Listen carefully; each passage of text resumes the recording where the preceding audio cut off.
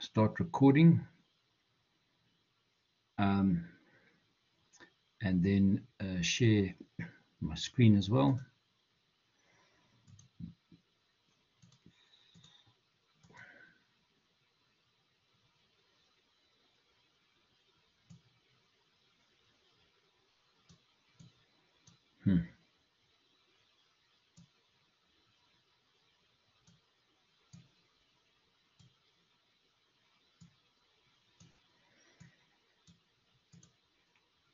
Okay, so you can hopefully see my screen and hear me all right, and so see what's going on now. Sure, I see there are, thanks Shanice. I see some of the guys are battling to connect. Maritz and Tanaka are battling to join, but I will proceed in the meantime anyway. So what I want to do tonight is just run through fairly quickly again the main content of the first part of the assignment that's due next week. It's due this time next week. And if you've got any questions, to take questions. And then I also want to chat around referencing and the issue of, well, just the practice and discipline of referencing correctly and what's expected. So I'll run through stuff. And as I go through, if you've got questions, just raise them. And then obviously there'll be time at the end as well to raise questions. So we are recording, that's good. Okay, so what's meant to happen, just so you know, we are meant to have what's called a national support session a week or 10 days ahead of the due date of the assignment. Those haven't been published yet because of the delay in the start of term. So basically what we covered in our last session and what I go through again tonight constitutes the national support session for the first part of the assignment. As we've been through a couple of times before, there are ICE tasks. I've published all the ICE tasks, so they are there and available for you to access and start working on. And then the first task is due on the 12th of April. That's this time next week, Tuesday evening by 9 p.m. please. The time for assignment hand-in is 9 p.m.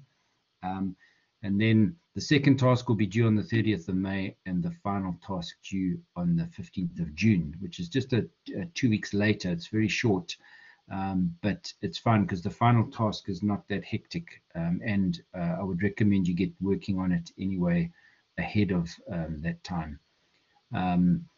For anyone who's new into the group, just check your own Varsity College email address regularly or put an auto forward on it to your own regular email account so we know what's going on. The whole assignment, as we've discussed before, except for the very first question, all of the assignment is based on one scenario that you must choose, and there are 3 options to choose from. The one is the Information Insight College Expansion Project. Then there's the Project Management South Africa Conference to host a dinner event for that.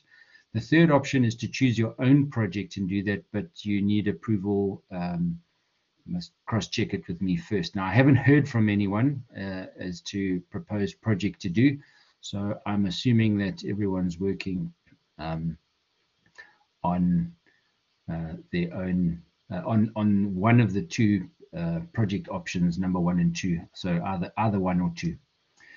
So just also note for option 3, you may not use a project from previous assignments. You can't use one of those scenarios, and then you choose one and work with it all the way through and make sure you read the scenario carefully. Hi Maritz, if you've got any questions, just shout. You're free to just unmute and interrupt or type any questions you might have as we go through.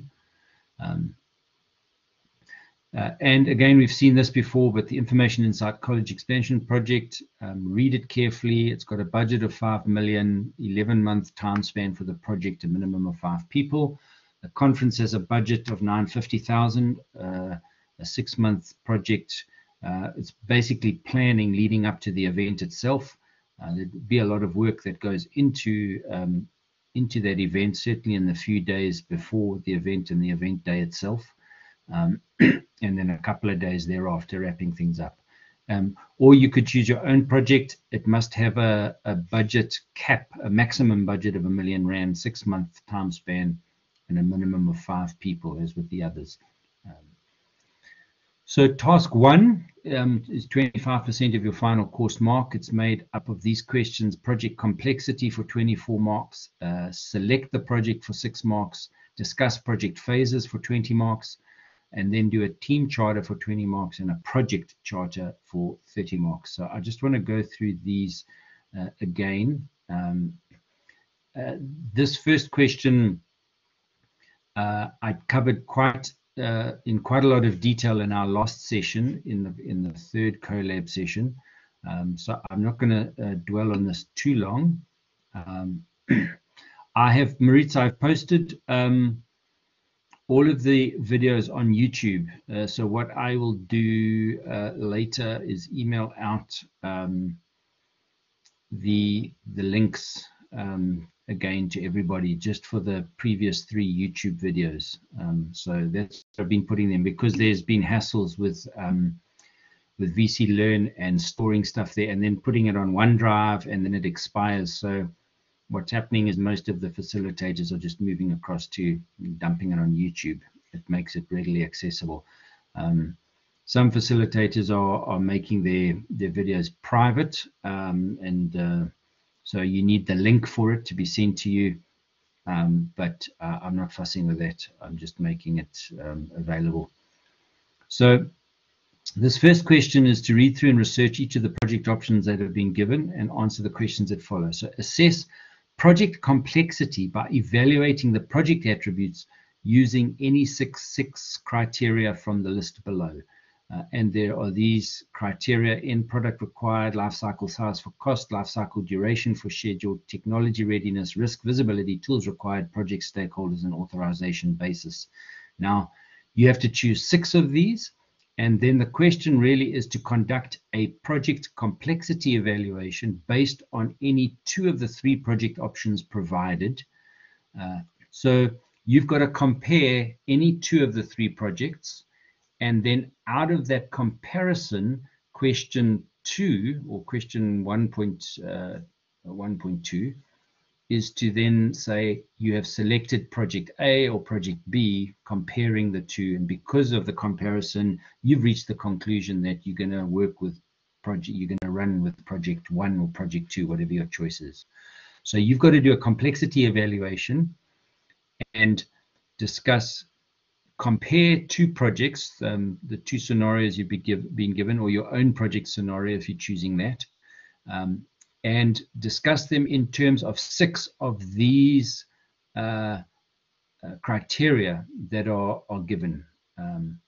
So your evaluations must show an understanding of the level of complexity, both qualitative and quantitative in nature, and you refer to the marking rubric provided at the end of the portfolio of evidence, at the end of the question paper, basically. Now, here's the catch. Project complexity is not specifically covered in this textbook, and so I've sent this table out. I will just make a note. I must send out YouTube links and possibly the resend. Well, I will send out, when I send the recording link for this thing, I will also send slides of tonight's session, and these slides are largely a repeat of what I covered last time, except for the stuff on referencing and slides. I must send that out. Okay, so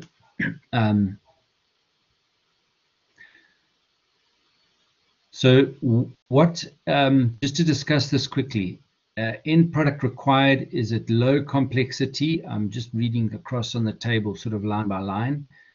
Is it a simple single function, purpose, or outcome for the project?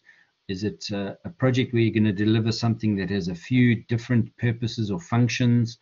Is it something that's very complex and it's got many functions or purposes or outcomes? Then life cycle size for cost is really just what's the budget for is it a very huge budget? That means there's probably a lot more complexity. Or is it a fairly low budget project, which means it's more than likely to be not very complex? And I'm giving some some thresholds here or some divisions. Now, these I've just kind of guessed, and I've put this table together as a guideline. It is not a strict table, and you need to not you. I would suggest my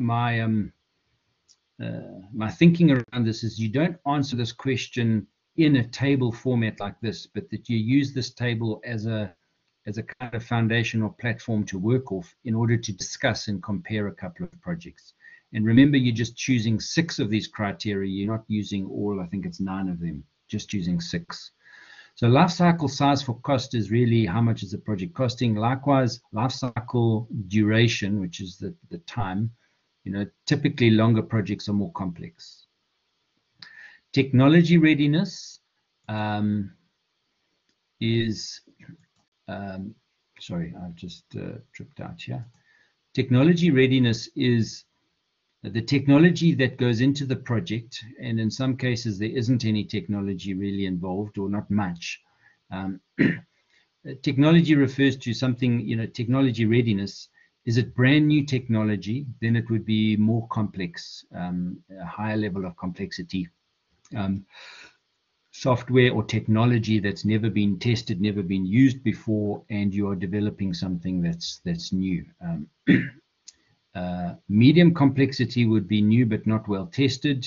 That's in the middle there. And on the left-hand side for technology would be something that's technology that's proven, it's been used many times before, it's mature technology. I don't know if any of you are tracking this new James Webb telescope, space telescope that they launched probably 6 months ago. And they've been commissioning it. It's got to its destination orbit. It's about 1 million miles away from Earth, apparently, and its job is to take capture images, from the distant past of our universe, and that would be an example of a very highly complicated, high complex project. It's trying to remember what the budget's been, like $15 billion or something crazy. It's a combination of stakeholders from Europe and the US and elsewhere working on that. And in terms of technology readiness, a lot of it is new technology, and they are, they've put it out there in the hope that it will work. It's so far, everything's gone well in deploying it. It's incredibly complicated, the deployment process. It's not just like launching a box and when it gets there, you flick a switch and it turns on. It's a very, very complex piece of technology. Okay, risk is typically projects that have a lot of risk attached to them have higher complexity. So that's risk. Visibility is what impact would this project have in terms of the reputation of the organization. A small, less complex project that's in-house to just our department. If the project goes wrong, no one's really going to know about it except your department and maybe the management team of the organization. But if it's a project that's rolling out something new for the whole organization and is going to impact and affect all of the clients, a great example, I shouldn't perhaps mention this, but Varsity College's new platform of VC Learn has not gone well. It was meant to be up and running probably mid to late February. And I've got another group of students who are still not loaded on the system, and we are on the 5th of April. So in terms of visibility, it's not good visibility for Varsity College. It's not doing them a lot of good. So that would, indicate it's a relatively high complexity job or project. Tools required, few and simple versus medium to complex to many to complicated. Stakeholders, again, are they just internal stakeholders? This overlaps a little bit with visibility. And then authorization basis, again, is it just internal to your specific department, to your organization, or is it an external client? Now, we're also asking, do we rate the project complexity category by category, or assess all of the categories separately and then say what the overall project complexity is? I don't mind. You could choose. Probably the better option is the first one, to rate it. You've got to choose 6 of these categories, and I would compare project A and project B and say, so in terms of life cycle cost, you know, the cost of the project A is a fairly small budget, whereas project B has a much larger budget, and it has a larger budget because there's more involved in the project, there's more people involved, there's more whatever, making it a more complex project. So it's got a higher level of complexity.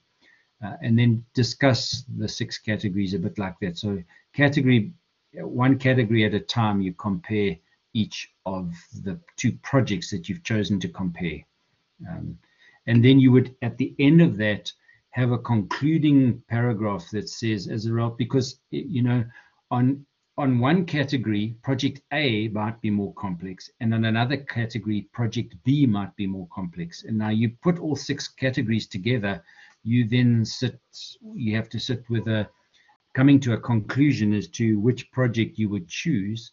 Now, it might be that, I mean, you can't calculate a numerical score for complexity based on all this. It's more of a qualitative analysis, a sense of which aspects of complexity apply to one project more than another. And then from that, you would draw your conclusions. And when it comes to your project selection, you might actually choose a project that in some aspects is more complex, and you might have very good reason to do that. You know, you might want to get into that field. It might be something new for your organization, and therefore you're going to take on what I'm trying to say is there isn't a right answer at the end of the day that says you have to choose a project that's got a lower complexity than another project. What I'm trying to get from you guys is you do the analysis in terms of complexity, and you know, summarize your thoughts in it, and then you, in the next question, select whichever project you want, and whatever argument you use, provided it's justifiable and you've argued your point well, then that's fine. Then you've argued your point. There isn't one right answer to this that I'm looking for. You can provide whatever answer you want, provided your argument makes sense. Okay, so that's complexity.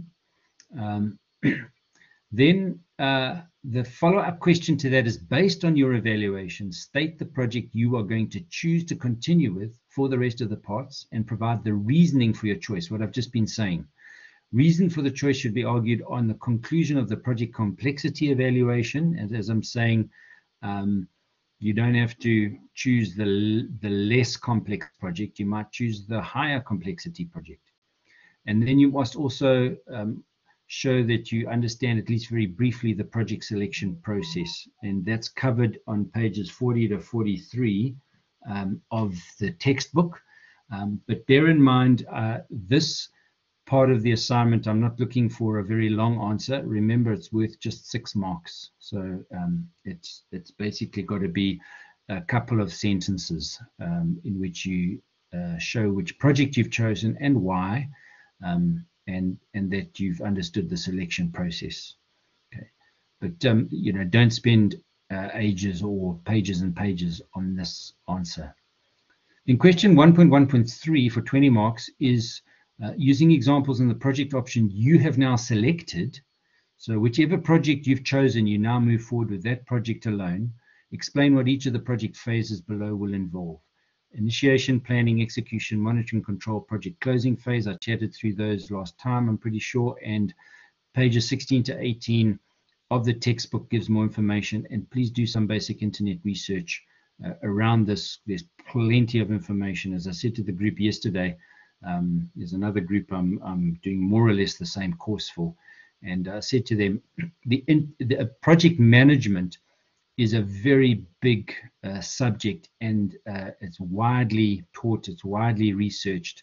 And because of that, you will find tons and tons of readily available information on various aspects of projects. So if you do the most basic Google or internet search for any of the project aspects we're looking at, like project selection or project phases, things like that, within the first page of responses that Google throws back at you, you will find a wealth of information. At most, you might need to go to the second page of the Google Answers. But I'm saying very quickly, you can find very good summary stuff that will assist you to just process stuff a bit better.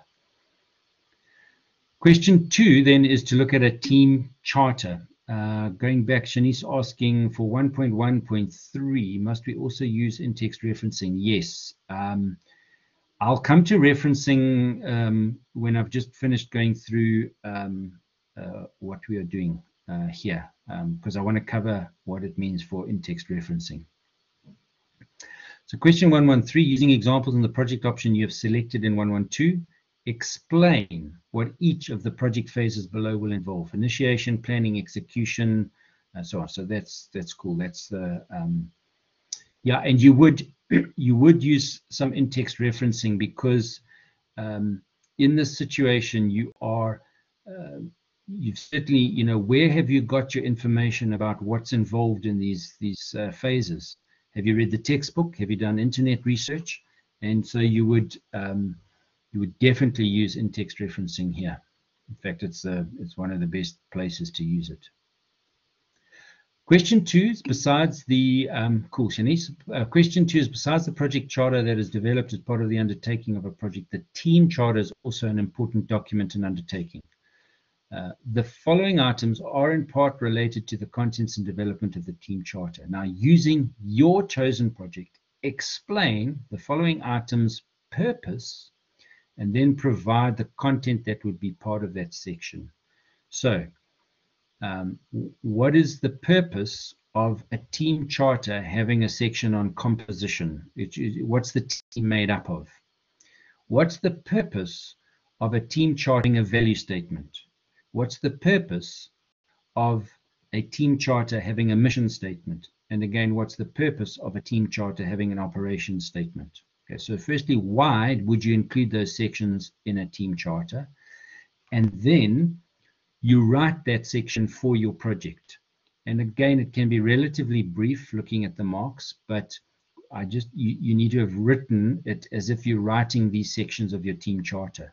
And so in your team charter, you might say something that is agreed. And remember, a team charter is a short document that all the members of the team sign up to. They all, this is our kind of our code of conduct, or what's the other word? It's our team code, our team commitment. Okay, that's what a team charter is. It's our team commitment. And everyone on the team of the project who's drawn up this charter together would sign on the bottom line saying, right, we're agreed, this is the way, this is where we're headed, and why.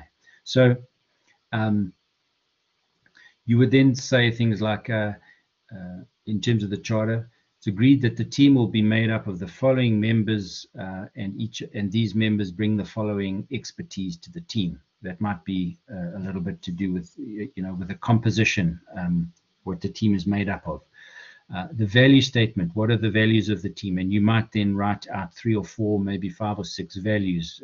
As a team working on this project, we value punctuality, we value openness and togetherness, working well together. As a team, we value honesty and transparency. As a team, I'm just throwing in examples. You can put together whatever you like. Again, there's no sort of right answer.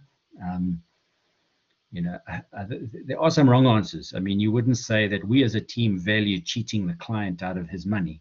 I'm being sarcastic there. So, you know, watch out for, you just put some basic stuff together there.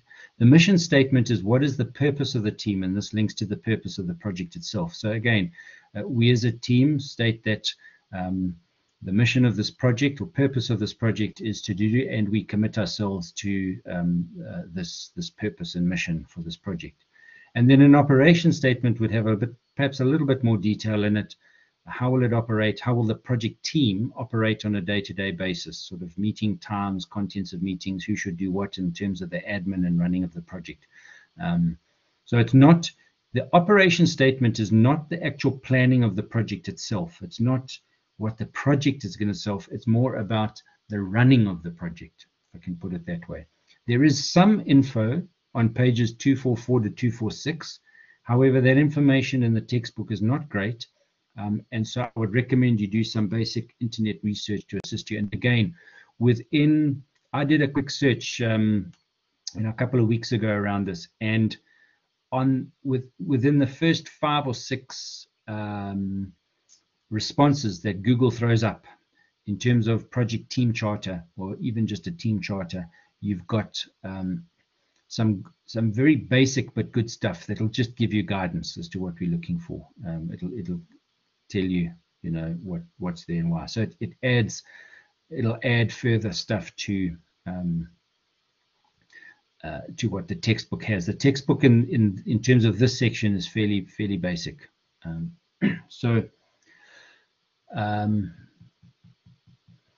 Yeah, I mean, some internet research. What I'm referring to there is very quick and simple and basic research. I'm not expecting, you do not have to visit 100 different websites to find what you're looking for. It's right there. It'll be right there in front of your eyes instantly. And then lastly, question 3, and I'm not going to go into detail on this because it's pretty clear in terms of the question that's been set, the rubric that's given to you, the mark allocation table rubric, and the textbook here is very clear as to what's required. So you can do some basic internet research around this. Again, you'll get very quick information on this, but really the textbook is very clear on what are the sections that go into a project charter. It's clearly described on page 81 of the textbook. And in the allocation table, which is on pages 29 to 31 of the assignment. So follow the section headings given on page 81, and yeah, just look through that. It's pretty clear. Again, a project charter is not a long document. It's probably 2 pages, 1.5 to 2 pages, and next to each heading, you would have the basic facts and figures that go into those headings. So the example that's given in the textbook, and I think I mentioned this last week as well, the example, and I think it's on page probably 82, yeah it is, example on page 82 in the textbook, where they give like a sample project charter that's pretty short and simple. You could probably add a little bit more to what you're submitting in terms of getting maximum marks. But if you submit something that's more or less like that, you would certainly get 60% if that's what you're aiming for. And by the way, while I'm on that, in terms of marking, the way I tend to mark, when I open a new submission from a student, I start in my head with basically like 60 to 65% mark. And what I'm looking for is saying, if you have submitted at least the basics and you've answered the question pretty basically, you've ticked most of the boxes, what you're submitting is making sense, but it's just kind of covering the basics. In my mind, that amounts to about 60 to 65% for that question. If you've gone a lot more beyond that and you've added some further detail and it's clear you've thought through things carefully and you've added some additional research to what you're submitting, and then your mark goes up from there. However, the opposite is also true. If what you've submitted isn't hitting the mark at the most basic level, 65 means you've hit the basic target. Okay, you've kind of you've provided just enough to get by. Then you're going to get 60 to 65.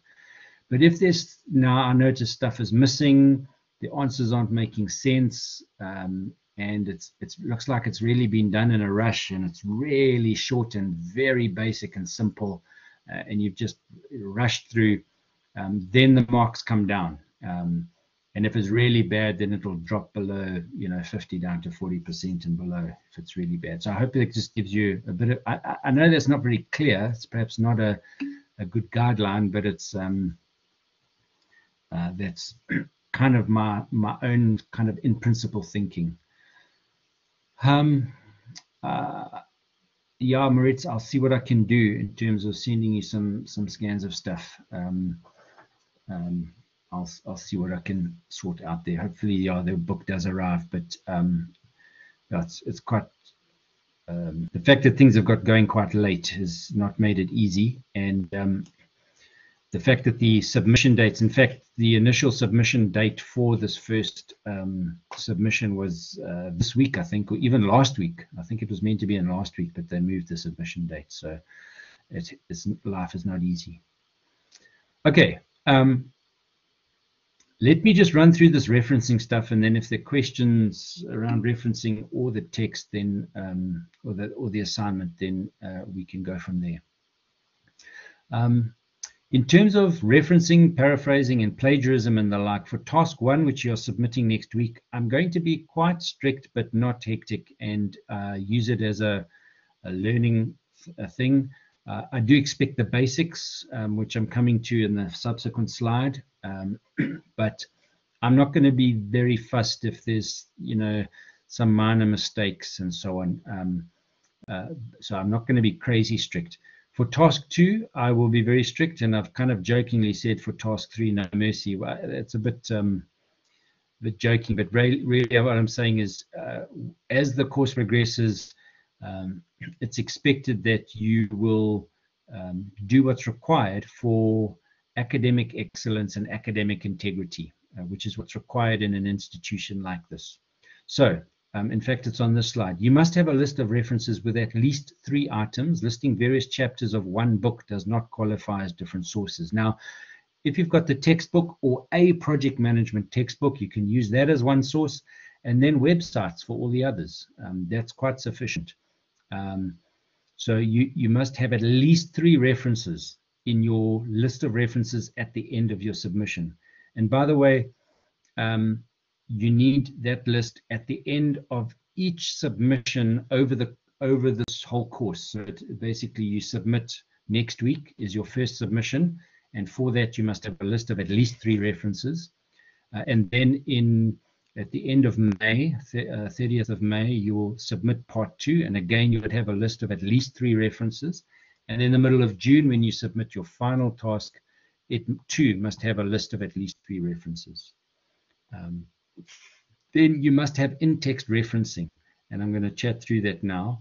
And you must list your sources correctly in the correct format. So academic integrity and discipline is important in a university context.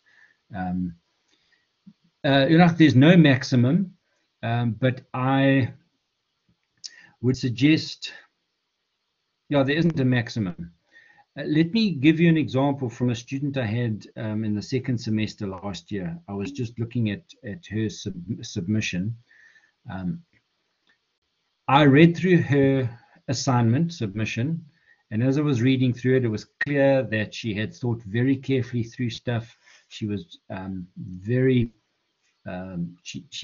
knowledge of project management was comprehensive, was brilliant. She had clearly gone the extra mile in terms of her research. What she presented was brilliant, and she ended up with a mark, I think, of like 94% for her assignment. It was really top drawer stuff. I then looked at her list of references, and she had something like 20 references in her list. Many of them were websites, but there were also a lot of books that she had referenced.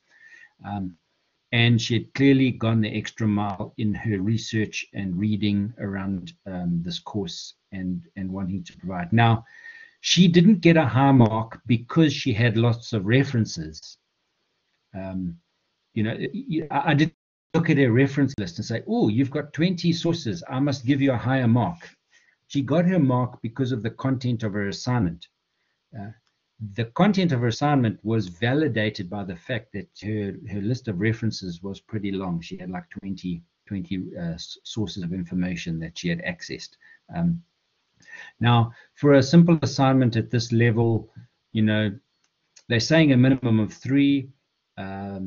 If you've done a little bit of work, you would have 5 or 6 references. You'd probably pretty easily get to 8 or 10 references if you're listing a couple of different websites and so on. You could easily get to 8 or 10. More than that's probably not going to make too much difference to what you're actually trying to submit. It's certainly, for me, the minimum is 3. You're not going to lose any marks if your assignment is good and you've got 3 references. 3 is the minimum. You can go beyond that if you like. you know, the more you put, it's not going to make your mark go up or down. It's going to, the more you have, it might mean that your actual submission is better. But that comes out in the mark that you get because I've read your submission. It's not because I've looked at your long list of references. So I hope that's clear in terms of the way I mark things.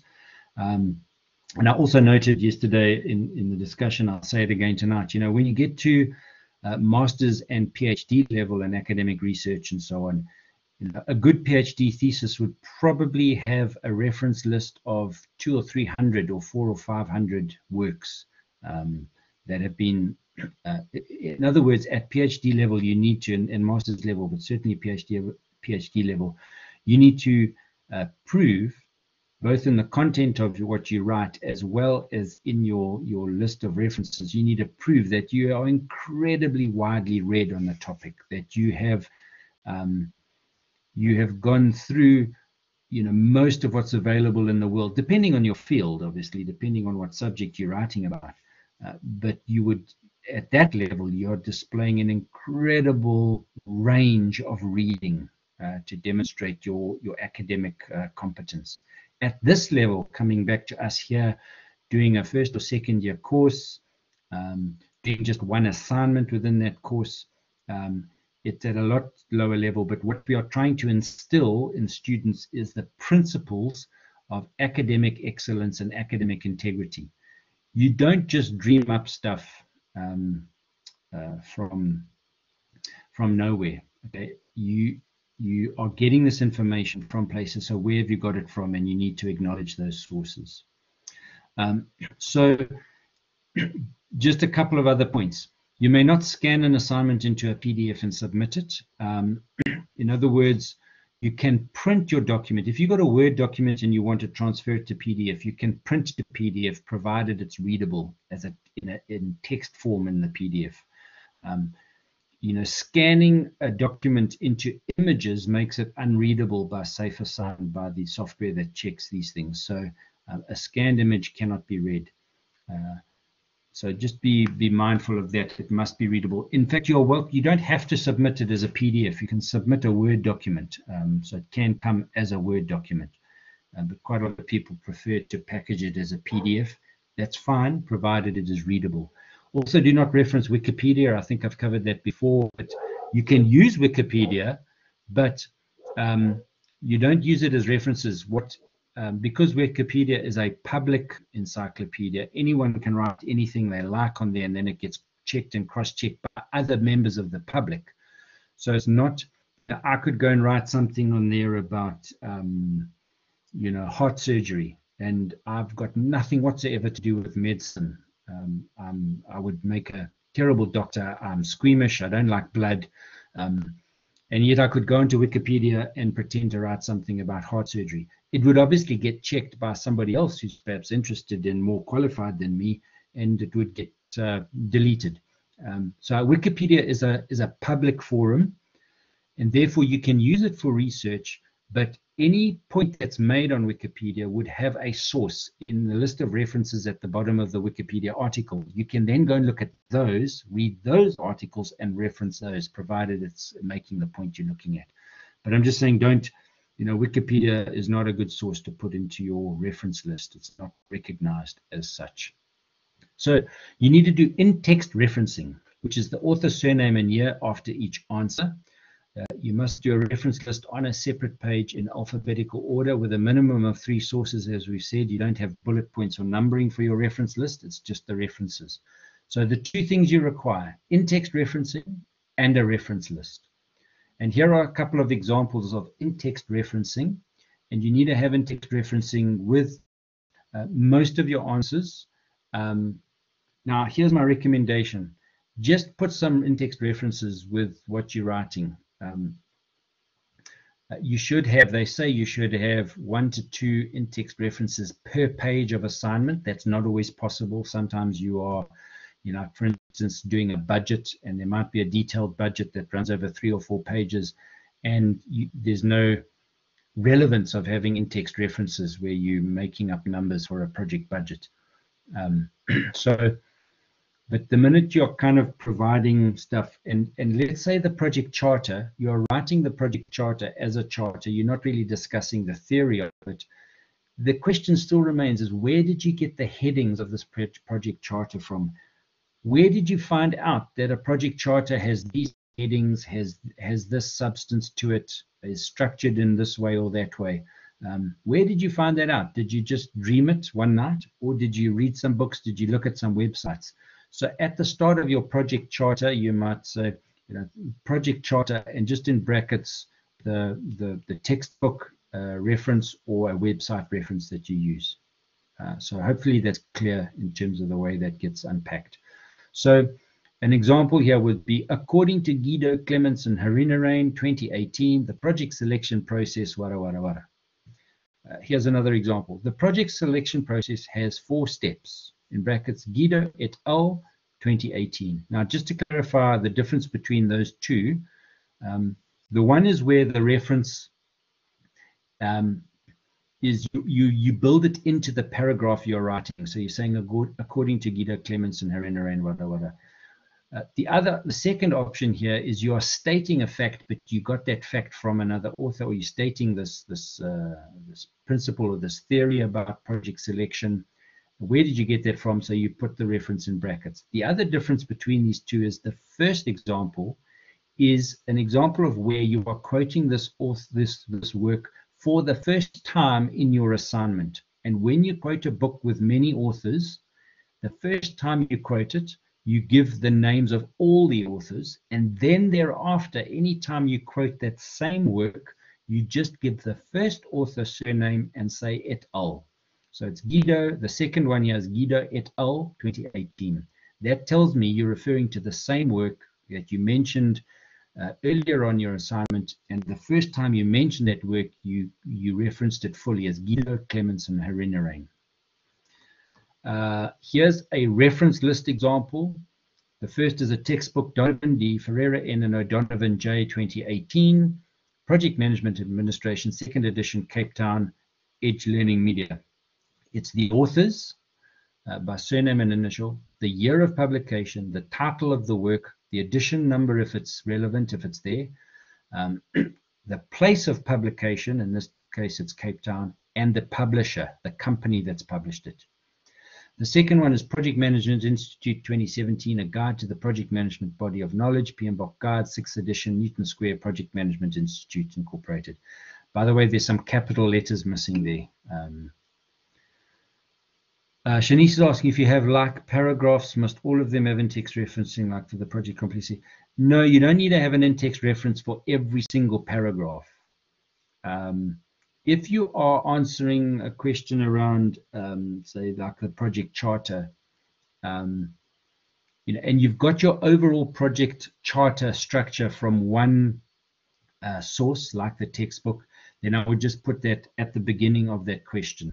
And you don't have to say Kun et al. For every single little heading that you use, but provided that within a question that you're answering somewhere, you are acknowledging where you got the structure from or this information from. So Shanice, I hope that's clear enough.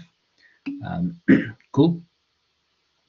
Then here's a website referenced, Team Gantt 2020, how to create Gantt charts. It's online, it's available at, and you give the full URL that you used, and then you give in square brackets at the end the date on which you viewed that website. Okay, so it's not the publication date, it's the date on which you viewed that website. Here's another one, the Color Run 2020, about the Color Run. It's online, it's available at that website address, the full address, accessed 9 March 2020.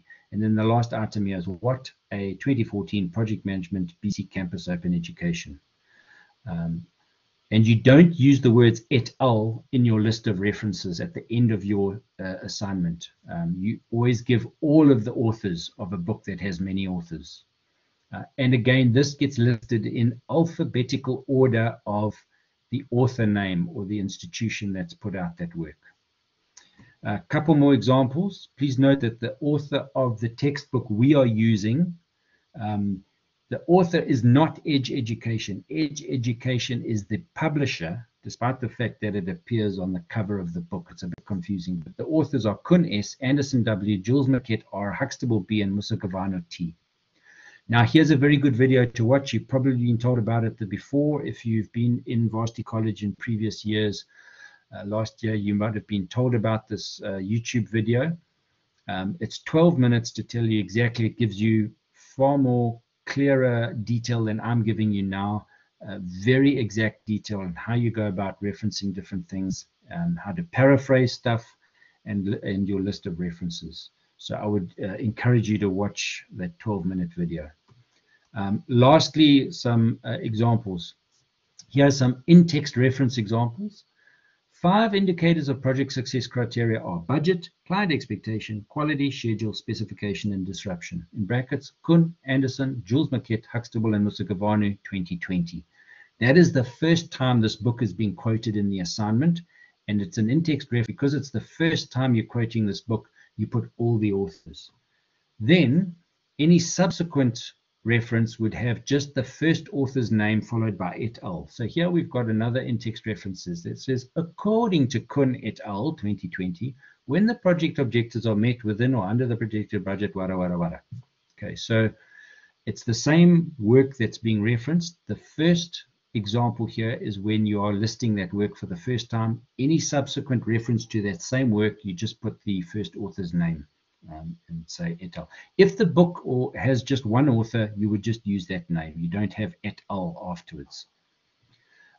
Here's another example. Client expectations. When the project deliverables match or exceed all the client specifications and expectations. It's from Meredith, Schaefer, and Mantle Jr. 2017. Thereafter, you would just say Meredith et al. 2017. And then website referencing, one last example. Freeze R, Sort of V, 2006. Now, if a website has a date on it somewhere of when that website was written or published, then you would include that. And here's an example. It says 2006. I don't know where that date comes from, but if you read on, it says project success and failure. What is success? What is failure? And how can you improve your odds for success? 16 December 2003. That's when this website was written. It's online, available at that website, and it was accessed by the student on the 7th of September 2017. So that is the date. This last date on the screen here is the date on which you accessed that website. 16 December 2003 is when it was published. Now, many websites don't have any dates on them, so you just leave it out. You know, most websites do not have a date showing when that stuff was written. It might at the very bottom, some websites at the very bottom of a page might say last updated, or this page last edited on a date, and then you could use that date. But I'm not too fussed about that. I'm more fussed that you must include for websites the date on which you accessed it. Okay, I'm done for now. I'm going to wish you well for processing stuff. So what questions do you have? What questions? Shanice is kicking off here. Is there a specific font we need to use, or anyone is fine as long as it's readable? Brilliant answer. You've answered your own question. Any font is fine, provided it's not that fancy, curly-whirly, hieroglyphic stuff that's so fancy you can't read it. Make it as easy as possible for me or the assessor, whomever's reading it. Make it as easy for them to read it as possible. Make sure your question numbering is correct. I'm not going to take marks off if the question number happens. I've had students submit stuff where the question numbering isn't right, and I remember from school you were told you have to get the question number right. If your question number is wrong, you get 0. I don't think that's fair. Your question number, if I can see what question you're answering by your answer, I know what you're answering. However, make it easy for me to read it. If you don't have good question numbering, I have to scroll up and down finding, is this the right question? What are you referring to? I have to work it out for myself. So make it easy for the reader to process your document, to follow the logic of your document, and to read it. Good. Any other questions? We're not asking, should we stick to new articles or articles that are more recently updated rather than older? That's a good question. It's difficult for me to get you to, there are some aspects of project management, like for instance, project charters, and so on, where that sort of structure has been around for many years. And if you happen to come across a website that's from 10, 15, 20 years ago, and you use that, that's fine. I'm actually not going to fuss too much. I'm not going to go digging into these websites in any real detail and see which is new and which is old. So the date is not too relevant. Cool. Good, Ilana, you fine? Any other questions from anyone else? I see we're down to just the 4 of us now. Any last chance for questions? If not, we can wrap up. Again, you're welcome to WhatsApp or email me. Okay, so that's fine. All of you who are still present, no more questions. So thanks very much for your time tonight. Appreciate you being present. Hopefully the rest of the students in the group will watch this video and learn from it, because it gives, I'm not saying that proudly, I'm just saying it's going to help you in the assignment to give the right answers and to do the, structure it properly. There's always students who've done no research, done nothing leading up to it, and they start their assignment about 48 hours or 36 hours before the assignment is due. And it's very evident and clear that they haven't watched any videos, haven't done any research, etc. So well done to you guys. I'm sure you'll knock it out the park. Okay, so we'll be in touch in a couple of weeks' time. Our next collab will probably be after Easter. So yeah, rest, sleep well, and good luck.